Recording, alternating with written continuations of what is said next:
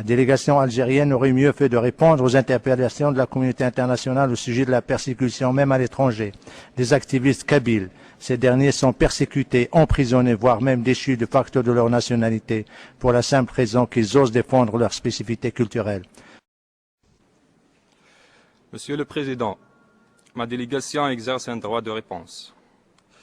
En s'attaquant encore une fois à l'Algérie, l'ambassadeur Hillel du Maroc tente de détourner l'attention du Conseil sur la situation détériorée des droits de l'homme au Sahara occidental. Il y a une façon très simple d'éclairer le Conseil sur la réalité du terrain.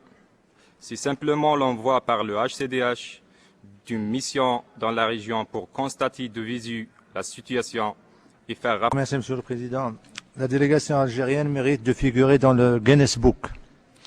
Il a réussi le record dans l'histoire du Conseil des droits de l'homme de faire 3 déclarations sur 2 points de l'ordre du jour, 3 et 4 en l'espace de quelques heures seulement, et contre un seul et même pays, le Maroc.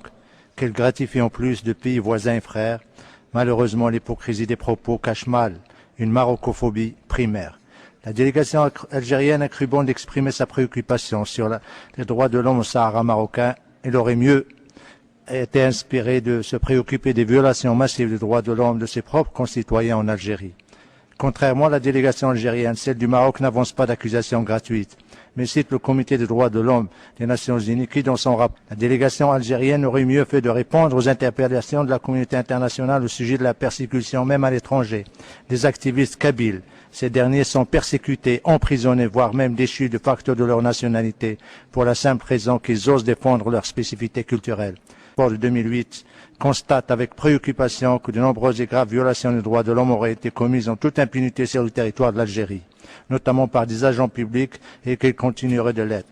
Quand un pays viole les droits de l'homme de ses propres citoyens, il n'a aucun droit moral de s'ériger en donneur de leçons à son voisin.